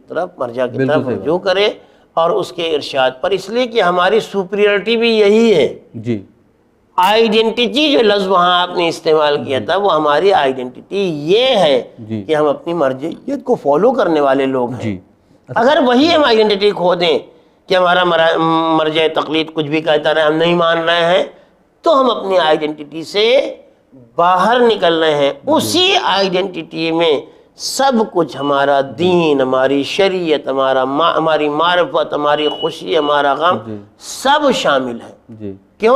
اس لیے کہ ہم ان لوگوں میں ہیں جو اپنے مراجع کو فالو کرنے والے لوگ ہیں۔ جی انہوں نے یہ کہا ہم یہ کر رہے ہیں، وہ کہا وہ کر رہے ہیں، اور الحمدللہ آج پوری کائنات، پوری دنیا میں ہماری جو یہ شناخت ہے وہ سب سے قیمتی شناخت۔ صحیح بات۔ اگلا سوال لے لیتے ہیں۔ جی ضرور جی جو ہم جلوس نکالتے ہیں، اس میں علم بھی ہے، تعزیہ بھی ہے، ذوالجناح بھی ہے، یہ سب شبیہ ہیں سب، تو ہم یہ جلوس کا جو امپورٹنس ہے، جو مقصد ہے ہمارا، وہ اصل میں کیا ہے؟ مطلب ہم نے جلوس نکالا، اب جیسے میں نے اس سلسلے سے کہا کہ صاحب نماز کو ہم نے اول وقت چھوڑ دیا اور جلوس چلتا چلا جا رہا ہے۔ جی جہاں تک سوال جلوسوں کا ہے، اس کے پیچھے دیکھیں دین اسلام ایک ایسا جامع، ایک ایسا سالڈ مذہب ہے کہ اس کے ایک ایک چھوٹے سے چھوٹے کام کے پیچھے بہت ساری وجہیں ہوتی ہیں، بہت سارے فائدے ہوتے ہیں، آپ کہیں صرف کسی چیز میں محدود نہیں کر سکتے ہیں۔ دین اسلام نے مثال کے طور پر ایک آدمی اگر روزہ جان بوجھ کے توڑ دے تو اس کا ایک کفارہ یہ رکھا ہے کہ ایک غلام آزاد کرو۔ جس زمانے میں رہی ہوگی غلامی، اس زمانے کے لیے میں عرض کر رہا ہوں۔ اب اس کے پیچھے صرف اس آدمی کو پنشمنٹ دینا نہیں ہے جس نے روزہ توڑا ہے کہ دیکھ آئندہ سے اگر روزہ توڑا نہیں، ایک پنشمنٹ بھی ہے۔ دوسرا فائدہ یہ ہے کہ ایک غلام کو غلامی سے آزادی مل جائے گی۔ جی تیسرا فائدہ یہ ہے کہ یہ سماج میں جڑ جائے گا، سماجی دھارا سے آگے بڑھے گا، ایک عام انسان کی طرح ہو جائے گا۔ چوتھے، پانچویں، چھٹے اور الگ الگ زاویے سے آپ اگر نظر کریں تو الگ الگ فائدے آپ کو دکھائی دیں گے۔ یعنی ایک چیز میں متعدد فائدے بھی ہو سکتے ہیں۔ جو ہمارے جلوسہائے عزا نکلتے ہیں، اس سے تو سب سے پہلا جو بنیادی مقصد نظر آتا ہے بظاہر وہ یہ ہے کہ دنیا والوں کو امام حسین کی شہادت کی زیادہ سے زیادہ اطلاع ملے، کہ جیسے ہی جلوس نکلے، جیسے ہی علم نکلے یا دیگر شبیہیں آپ کے بقول نکلیں، ویسے ہی یا تو لوگ پوچھیں یا لوگوں کے ذہن میں دوبارہ آ جائے کہ جلوس کس کا ہے۔ ارے امام حسین کی شہادت جو ہوئی تھی نا کربلا میں، ہم جانتے پہلے سے، پھر ہم کو ہم نے بتایا کہ وہ جو شہادت امام حسین کی ہوئی تھی نا کربلا میں، یہ لوگ انہی کا غم منانے والے لوگ ہیں، یہ امام حسین کی شہادت میں۔ پھر کوئی نہ کوئی لامحالہ کہیں نہ کہیں بات اٹھے گی کہ امام حسین کی شہادت کہاں ہوئی تھی میں؟ آپ نے کہا رہے کربلا کب؟ ارے اچھا وہ سن 61 میں۔ کون تھا جس نے مارا؟ کون تھا جو مرا؟ کس نے شہید کیا؟ کس نے؟ اس میں کوئی دیکھیے سبھی نہیں جانتے ہیں، دنیا کا طریقہ کار یہ ہے کہ انسانیت اوپر کی طرف بڑھ رہی ہے. اگر آپ اپنے دادا کے بارے میں اپنے بچوں کو بتائیں گے تو وہ جانیں گے, نہیں بتائیں گے تو نہیں جانیں گے. آپ یہ کہیے کہ ہمارا تو پورا خاندان دادا کو جانتا ہے, ہمیں کیا ضرورت ہے الگ سے بچوں کو بتانے کی. نہیں, ضرورت ہے کہ ہم ان چیزوں کو متواتر متواتر متواتر دہراتے رہیں, تاکہ جیسے جیسے نسلیں آ رہی ہیں یہ سائلنٹلی میسج کنوے ہوتا چلا جائے. ہماری نسلوں میں بھی, دیگر اقوام میں بھی, ان نون لوگوں میں بھی, نون لوگوں میں بھی, جو پہلے سے جانتے ہیں وہ پھر سے غور کریں, شاید کوئی ایک نیا گوشہ نکل آیا ان کے ذہن میں. جو نہیں جانتے ان تک ایک خبر پہنچ جائے. جو ظالم ہیں وہ ظلم سے کنارہ کش ہونے کی کوشش کریں, جو مظلوم ہیں وہ ڈیپریس نہ ہوں بلکہ اپنی مظلومیت پر فخر کریں کہ ہم ظالم نہیں ہیں. اس اعتبار سے جلوسوں کے اندر فوائد ہیں, بے انتہا فائدے ہیں. جلوس میں فائدے اگر ہیں تو اس میں یہ جو چیزیں ہیں جیسے تعزیہ کس کا اونچا ہو. اب دیکھیں یہ بات چند لوگوں کی ہے, سب جگہ نہیں, سب جگہ نہیں ہے. اگر سب جگہ ہے تو جو لوگ یہ کر رہے ہیں ان لوگوں کی سوچ غلط ہے. جلوس تو سبھی کا ہے نا. دیکھیں امیر المومنین علیہ السلام نے ارشاد فرمایا تھا ایک مقام پر کہ جو لوگ لوگوں سے, دینداروں سے دین سمجھنا چاہتے ہیں وہ بیچارے بھٹک جاتے ہیں. جو لوگ دین سے دینداروں کو پرکھنا چاہتے ہیں صحیح وہ جج کر پاتے ہیں کہ آیا یہ آدمی جو اپنے آپ کو دیندار سمجھ رہا ہے یہ دیندار ہے بھی کہ نہیں. کیوں؟ اس لیے کہ اس نے پہلے دین پڑھا ہے. آپ دینداروں کے ذریعے سے دین تک مت جائیے. آپ عزاداروں کو دیکھ کر آپ یہ ڈیسائیڈ مت کیجئے کہ یہ عزاداری صحیح ہے کہ نہیں صحیح ہے. آپ پہلے یہ سوچنے کی عزاداری بالکل صحیح ہے, اس کا کہ جو لوگ غلط ہیں, ہم اس پلیٹ فارم پر اس لیے آئے ہیں کہ اگر کچھ لوگ غلط ہیں تو ان کی اصلاح ہو جائے. بالکل. اگر کچھ لوگوں کا انداز برا ہے تو وہ صحیح ہو جائے. بے شک. ہم ان چیزوں پر, کل اگر کوئی آدمی نماز کے اوپر اعتراض کرنے لگے کہ وہاں جا کے لوگ, کوئی پہلی صف میں جانے کے لیے پہنچتا ہے, کوئی دوسری صف میں جانے کے لیے پہنچتا ہے, کوئی ٹوپی لگا کے پہنچتا ہے کہ ہم بڑے نمازی ہیں, کوئی بغیر ٹوپی کے پہنچتا ہے کہ وہ سمجھا جاتا ہے چھوٹے نمازی ہیں. نہیں, وہاں سب نماز کے لیے. اگر کہیں مسجد میں کوئی برا آدمی ہے تو ہم اس کو پوائنٹ آؤٹ کریں اور اپنی ساری کوشش اس آدمی یا چند لوگوں پر لگائیں, نہ کہ اس پورے سسٹم کے بارے میں. اگر کہیں سسٹم میں خرابی ہے تو یقیناً ہم سسٹم کے اوپر بھی کوشچن مارک لگائیں گے. ایسا نہیں ہے ہم یہ ٹیلی کریں گے کہ آیا یہ سسٹم جو ہم نے بنا لیا یہ ہمارا سیلف میڈ ہے یا ریلیجن میڈ ہے. اگر ریلیجن میڈ ہے تو سر آنکھوں پر, سیلف میڈ ہے تو ریجیکٹ کریں گے. لیکن عام طور سے یہ ہوتا ہے کہ دیکھا جو جاتا ہے کہ جو سسٹم ہمارا ہے وہ پیور ہے. ہمارا مقصد صرف یہ ہے کہ اگر کہیں خرابی ہے, جن عناصر کی وجہ سے خرابی ہے, جن لوگوں کی وجہ سے خرابی ہے, ان لوگوں کی خرابیوں کو مارک آؤٹ کیا جائے, اچھے طریقے سے ان کے سامنے رکھا جائے کہ اس کے ذریعے سے ایک غلط میسج جا رہا ہے. آپ کی وجہ سے شیعت کے اوپر کوشچن مارک آ رہا ہے, آپ کی وجہ سے یا آپ چند لوگوں کی وجہ سے شیعت یا ہمارے پورے نظام عزاداری کے اوپر ایک کوشچن مارک لگ رہا ہے. جی. یہ آپ اپنے آپ لوگوں کو ہم وہ کریں کہ اصلاح کریں کہ بھائی آپ میں یا ہم میں اپنے آپ کو کہوں, میں اپنے اس سماج سے الگ نہیں ہوں, اگر کمی میرے اندر ہے آپ مجھے متوجہ کریں, آپ کے اندر کمی ہے ہم آپ کو متوجہ کریں, اور سب ایک دوسرے کو متوجہ کریں اور کوشش کریں کہ ہماری ساری عزاداری فرش بچھانے سے لے کے اور تبرک بٹنے تک جو کچھ بھی ہمارے یہاں ہو رہا ہے وہ پاکیزہ انداز سے, وہ خالص انداز سے, وہ قربتاً اللہ کی نیت سے, بغیر دکھاوا, کون دیکھے گا, کون فوٹو کھینچے گا, کون اپلوڈ کرے گا, کون ڈاؤن لوڈ کرے گا, یہ سب سے کچھ بھی نہیں. کوئی کر رہا ہو لیکن ہماری جو عزاداری ہے وہ ایک عبادت ہے, اور عبادتوں میں ان چیزوں کی گنجائش نہیں ہے, ورنہ اسپوائل ہے. اگر ہمیں اجر ہی نہ ملے تو یہ سب محنت کرنے کا فائدہ ہی کیا ہے. بالکل صحیح بات. تو ہمارا مین جو توجہ ہماری ہونا چاہیے وہ اس. آپ نے عرض کیا کہ صاحب لوگوں کو بتانا ہے کہ امام حسین کون تھے, انہوں نے اتنی عظیم شہادت کیوں دی, ان کا پیغام پہنچانا ہے, اور ساتھ میں ایک مقصد یہ ہو گیا, اور سب سے میرے خیال سے میجر مقصد بھی یہی ہے.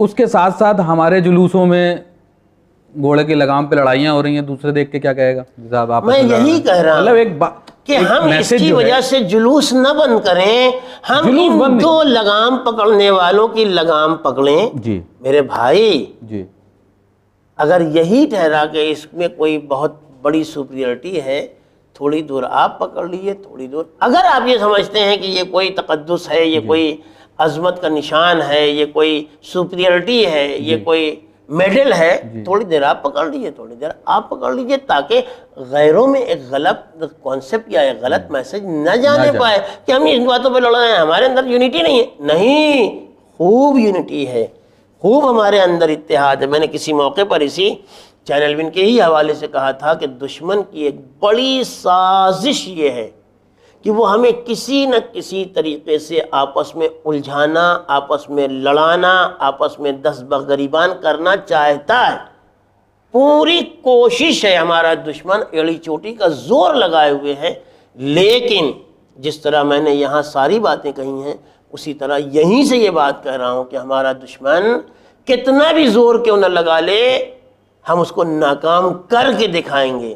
بالکل بے شک. کوئی بھی بات ہو جائے, ہم آپس میں متحد ہیں, ایک تھے, ایک ہیں, ایک رہیں گے. وہ ہمیں ڈیوائیڈ نہیں کر سکتا ہے کہ وہ ڈیوائیڈ کرے اور پھر رول کرے. نہیں, ہم عزاداری امام حسین کی خاطر کرتے ہیں, اللہ کی خاطر کرتے ہیں, اس کے تقرب کی خاطر کرتے ہیں. اگر کہیں یہ چھوٹی موٹی باتیں ہیں تو یہ ہمارا اختلاف نہیں ہے, یہ ہمارے ڈفرینسز نہیں ہیں, یہ ہماری کمی نہیں ہے کہ دشمن یہ سمجھ لے کہ ہم وہ جیت گیا اور ہم ہار گئے. ہم حق پر ہیں اور حق کبھی ناکام نہیں ہوتا ہے. ہم اگر اس طرح کی کمیاں ہیں تو ہم اصلاح کی کوشش کریں گے اور ہم اصلاح کر لے جائیں گے انشاءاللہ. جی. اگلا سوال میں لیتا ہوں. ہمارے ہاں جلوس میں جو مردوں کا ہی جلوس رہتا ہے, اس میں عورتیں بھی شامل رہتی ہیں اور اس میں بہت ساری بے پردہ بھی رہتی ہیں, اور اکثر یہ دیکھا گیا ہے کہ پھر میں یہیں روکوں گا آپ کو, بہت ساری نہ کہیے. اگر آپ پرسنٹیج نکالیے, چلیے میں اس کو کہتا ہوں کچھ ایک دو عورتیں, میں کچھ کہیے, ایک دو بھی نہیں, ایک دو تو بہت کم ہو جائے گا. چلیے میں کچھ کہہ دیتا ہوں. جی ہاں. چلا, میرا یہ موضوع نہیں ہے. موضوع یہ ہے کہ جب انسان خوش ہوتا ہے مثلا, تو وہ اپنی بیوی کو, اپنی بہنوں کو شاپنگ کرانے لے جاتا ہے, اس میں بے پردگی بھی رہتی ہے. اور جب امام سے پوچھا گیا کہ سب سے زیادہ غم کہاں ملا, مطلب پہنچا انہیں, تو انہوں نے الشام. تو امام کو سب سے زیادہ غم بازار میں ہی ہے, مطلب شام کا بازار کہہ لیجئے یا کوئی ایم جی روڈ کی مارکیٹ کہہ لیجئے. تو ہمیں سب سے زیادہ خوشی ہو رہی ہے اسی مقام پر, امام کو سب سے زیادہ غم. تو ہم اپنے آپ کو محب اہل بیت کیسے قرار دے رہے ہیں؟ دیکھیں, میں اس سلسلے میں صرف اتنا کہنا چاہوں گا کہ اگر ہماری خواتین کہیں یہ سمجھتی ہیں کہ ان کا ان جلوسوں میں آنا بہت ضروری ہے, جو میری نظر میں ضروری نہیں ہے, لیکن اگر وہ اپنے حساب سے سمجھتی ہیں کہ ان کا آنا ضروری ہے, تو کم سے کم وہ انداز اختیار کریں جو امام کو اور نہ رلائے. پورے پردے میں آئیں, پورے حجاب اسلامی میں آئیں, مردوں سے بالکل الگ رہیں. اگر کہیں یہ محسوس کر رہی ہیں کہ اب ان کا اس جگہ پر رہنا مناسب نہیں, فوراً واپس چلی جائیں. یہ ایک مناسب درمیانی راستہ ہے. جی بالکل بے شک. میں آخری سوال لے لیتا ہوں. جی. اس مسئلے میں کیونکہ کافی اچھا آپ سے وقت گزرا, ویسے تو آپ نے ہر سوال کا بہت ہی معتبر اور ریلیونٹ آنسرز دیے. اس میں ایک آخری سوال یہ ہے کہ جو ہم امام زمانہ کی ظہور ہونے کی دعا پڑھتے رہتے ہیں, گریہ کرتے رہتے ہیں کہ وہ جلدی آ جائیں, اور ہم ان کی لیڈرشپ میں جو ہیں, ہم خواہش رکھتے ہیں کہ ہم ان کی لیڈرشپ میں جو ہیں ان کے جو ہے ساتھ ساتھ چلیں. تو ہم کیا واقعی میں تیار ہیں, یا ہمیں کس طرح کی مطلب تیاری کرنی چاہیے کہ امام آ جائیں اور ہم تیار رہیں؟ میری نظر میں شاید ان تمام سوالات سے زیادہ بامعنی سوال, جی اچھا اور برا تو سبھی سوالات اچھے ہیں, زیادہ بامعنی سوال یہ ہے, اور خاص طور سے اگر آپ کہ اس سبجیکٹ جو آپ نے ذکر کیا تھا اس سے اس کو اور زیادہ ریلیٹڈ کر دیا جائے, جی کہ ایک عزادار کو کس طرح سے امام زمانہ کا انتظار کرنا چاہیے یا کیا وہ انداز ہونا چاہیے، تو میں یہ سمجھتا ہوں کہ ہر ایک لفظ وہی استعمال کرتا ہے، میرے پروردگار ہمیں امام زمانہ کے لشکر میں ملا دیں جی یا ہم لشکر میں قرار پائیں. تو ظاہر سی بات ہے کہ لشکر میں شامل ہونے کے لیے اس کی ٹریننگ چاہیے ہوتی ہے. جی آج ہماری انڈین آرمی یا دنیا کی ہر آرمی ایسے ہی کوئی وہاں جا کے جنرل کرنل نہیں بن جاتا ہے، پہلے تو شروعاتی دور ٹریننگ کا ہوتا ہے. اور میں جہاں تک یہ سمجھتا ہوں کہ ہماری یہ عزاداریاں یہ بہترین ٹریننگ گاہ ہونا چاہیے. افسوس کے ساتھ کہنا پڑتا ہے کہ نہیں ہے، لیکن صحیح معنوں میں یہ ایک بہترین ٹریننگ کا مقام ہونا چاہیے کہ جہاں ایک سویلین کو امام زمانہ کی آرمی میں ایڈمٹ کرنے کے لیے ٹریننگ دی جائے کہ امام کا ظہور ہوگا تو ہمیں کیسے ان کے لشکر میں، ان کے ساتھیوں میں، ان کے جانثاروں میں شامل ہونا ہے. اس کے لیے سب سے بنیادی بات یہ ہے کہ ایک انسان حقیقی طور پر اس کے عقائد، اس کے اعمال، اس کے نظریات، اس کا اٹھنا بیٹھنا سونا جاگنا سب اس انداز پر ہو جو ہمارے وقت کا امام چاہتا ہے. دیکھیے ہر آدمی کی ہائٹ اگر 6 فٹ ہو اور سینہ اتنا ہو اور یہ اتنا ہو تو ضروری نہیں ہے کہ سلیکشن کمیٹی اسے سلیکٹ کر لے کہ آپ کی ہائٹ اتنی ہے. صرف ہائٹ معنی نہیں رکھتی ہے. ہمارے یہاں بھی صرف لباس معنی نہیں رکھتا ہے کہ ہم نے کالا لباس پہن لیا، صرف یہ اہمیت نہیں رکھتا ہے کہ ہم کس جلوس میں شرکت کر رہے ہیں اور کتنی مجلسیں اٹینڈ کر رہے ہیں. اصل بنیاد یہ ہے کہ اگر ہم امام زمانہ کے بتائے ہوئے طریقے پر زندگی گزار رہے ہیں، ویل اینڈ نائس، ہم ان کے لشکر میں ہیں، ابھی سے ہیں. اس کے لیے الگ سے کوئی آرمی یا کوئی کیڈٹ بنانے کی ضرورت نہیں ہے. اور اگر نہیں ہے تو ہماری مجلسیں اس کے لیے بہترین درسگاہ ہیں. وہاں سے سیکھتے جائیں، اپنی زندگی میں تبدیلی پیدا کرتے جائیں، امام کے ارشادات، ان کے نظریات، ان کے فرامین، ان کے طور طریقے، اس کے اوپر عمل پیرا ہوتے چلے جائیں. پھر اگر ہم زبان سے نہ بھی کہیں عجل فرجک یا عجل فرجہ تو بھی ہم ان کے لشکر کے میں شامل ہو سکتے ہیں اور شامل ہیں. بہترین بات ہوتی کہ ہماری عزاداری، ہماری مجلسیں، ہماری مسجدوں کی نمازیں اور امام باڑوں کی مجلسیں یہ امام کے لشکری تیار کرتی ہیں. بے شک.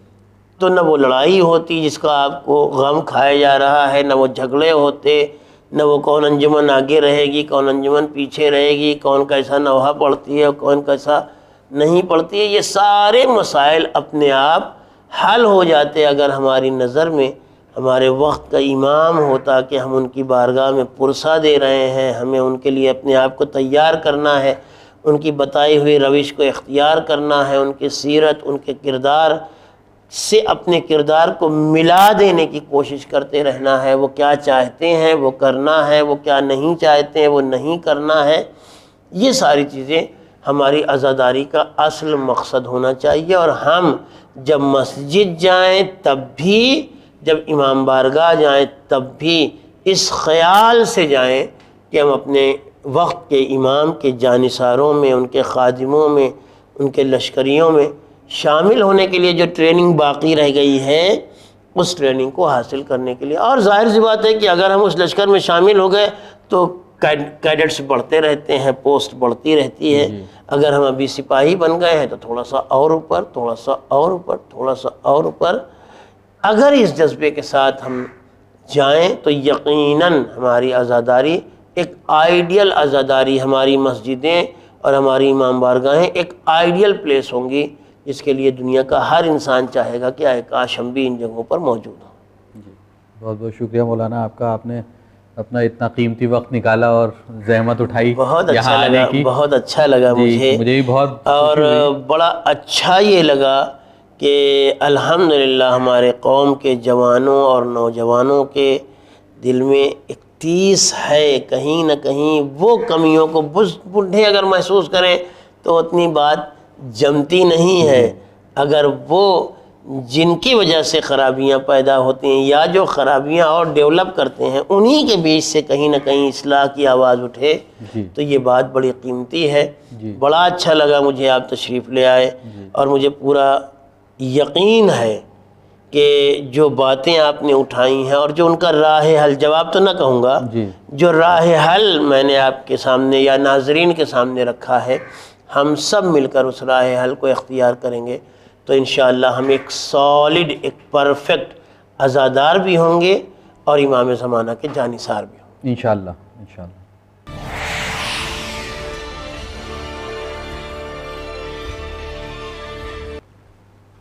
جی ہاں ناظرین، ایک بار پھر سے میں ساجد رضوی حاضر ہوں پروگرام ایک موقع میں.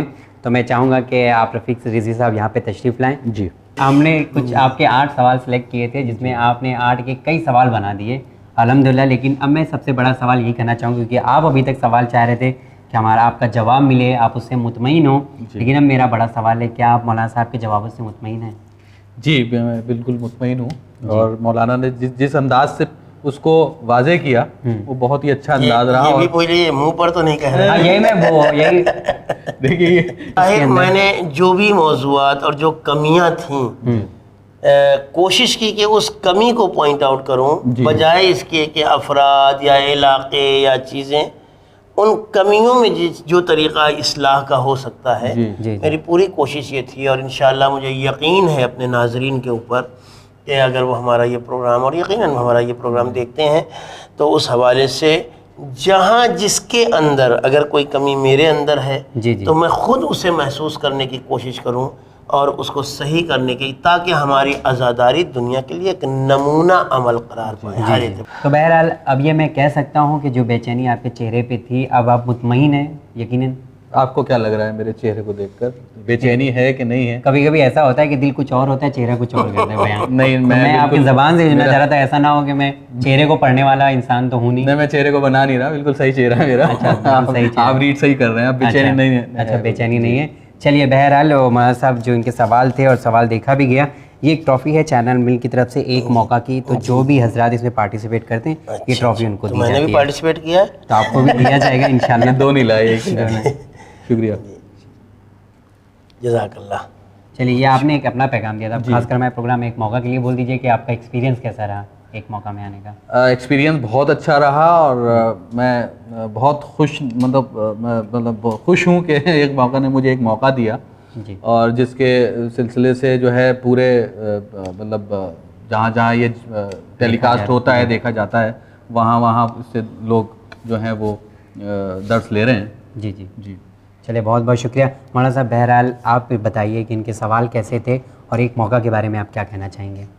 الحمدللہ سوالات بالکل وہ تھے کہ جس سے ان کے درد دل کا احساس کیا جا سکتا ہے کہ آج کا ہمارا نوجوان، آج کا ہمارا جوان ہمارے سسٹم میں جو کہیں نہ کہیں تھوڑی بہت کسی کی وجہ سے اتار چڑھاؤ یا کہیں کمی یا کہیں کوئی نقص کسی کی وجہ سے، ایک پرٹیکولر پرسن یا تھوڑے سے لوگوں کی وجہ سے ہے، اس کے بارے میں خود ہمارا یوتھ ہی، ہمارے جوان ہی پریشان ہیں اور وہ اس کی اصلاح چاہتے ہیں، وہ اس کو درست کرنا چاہتے ہیں. اور یہ ابھی میں پہلے بھی کہہ چکا ہوں، یہ ایک بڑی بات ہے کہ جہاں سے خرابی لگ رہا ہے کہ شروع ہوتی ہے وہیں سے اس کے اصلاح کی فکر بھی ہو رہی ہے. میں اس بات کے اوپر اپنے بھائی کو مبارکباد دوں گا کہ انہوں نے ایک ایسا نازک موضوع اٹھایا کہ جو عام طور سے لوگ سمجھتے ہیں کہ برننگ ٹاپک ہے، کہیں ہاتھ لگایا تو کہیں جل نہ جائیں. نہیں، انہوں نے چاہا کہ اس برننگ ٹاپک کو اٹھایا جائے تاکہ اس میں جو جلنے والی چیزیں ہیں انہیں ہٹا کے ایک پرامن، ایک وہ عزاداری کہ جو ائمہ معصومین علیہ السلام نے ہم سے مطالبہ کی ہے وہ پیش کریں، تاکہ دنیا کے لیے ہم آئیڈیل بھی قرار پائیں اور اللہ کی طرف سے بہترین اجر و ثواب بھی حاصل کریں. مولانا صاحب بہت بہت شکریہ کہ مولانا صاحب جب میں ڈسکشن سن رہا تھا آپ دونوں کے سوال کر رہے تھے تو اس میں سے ایک بات جو بہت اچھی آپ دونوں نے ہی کہی کہ اگر بہت زیادہ کچھ آپ کو نہیں سمجھ میں آ رہا ہے تو آپ مرجع تقلید کو فالو کریں. بالکل جو مرجع تقلید جیسا جو جس کی تقلید کرتے ہیں ان کی بات پر عمل کریں. بات یہ ہے کہ یہ ہمارے اعمال ہیں اور اعمال میں ہمیں بہرحال اپنے مرجع تقلید کو فالو کرنا ہے. لہٰذا ہم ان سے گائیڈ لائن لیتے رہیں، ان کی تقلید کرتے رہیں، انہیں فالو کرتے رہیں، اس یقین اور اعتبار کے ساتھ کہ وہ نائب امام کی حیثیت رکھتے ہیں، وہ ہمیں وہی سکھائیں گے جو ہمارے وقت کا امام چاہتا ہے۔ جی مولانا صاحب بہت بہترین طریقے سے آپ نے پیغام بھی دیا۔ مولانا صاحب آپ کا بہت بہت شکریہ۔ شفیق رضوی صاحب آپ کا بھی بہت بہت شکریہ، آپ کافی دور سے ہمارے پروگرام میں ایک موقع میں آئے، چینل میں آپ کا بہت بہت شکریہ۔ تو جی ہاں ناظرین، ایک موقع جنہوں نے پایا وہ ہریانہ فرید آباد سے رفیق السیدین رضوی صاحب تھے، جنہوں نے اپنے سوالات بھیجے اور ایک موقع حاصل کیا۔ ہمارا ایم، ہمارا آبجیکٹو، ہمارا مقصد صرف ایک ہے۔ ایک موقع چینل ون کے ذریعے ایک موقع یہ دیا جا رہا ہے کہ اگر آپ کے اندر کوئی بھی سوال ہیں تو وہ سوال کو آپ روکیں نہیں، بلکہ وہ سوال کو ہمیں ای میل کریں اور اس کے جواب حاصل کریں، نہ کہ آپ ای میل نہ کریں اور سوال رکھے رہیں اور کسی طریقے کا جھگڑا اور لڑائی سماج میں ہوتا رہے۔ اگر آپ بھی چاہتے ہیں ہمارے پروگرام ایک موقع کا حصہ بننا تو اپنے سوالات ہمیں ای میل کر سکتے ہیں۔ ہمارا ای میل ایڈریس ہے emwin786@gmail.com۔ زیادہ معلومات کے لیے آپ ہمیں کال بھی کر سکتے ہیں، ہمارا نمبر ہے 9619667578۔ دین اور آخرت کی زیادہ معلومات کے لیے لگاتار دیکھتے رہیے چینل ون پیغام انسانیت۔ شکریہ، خدا حافظ۔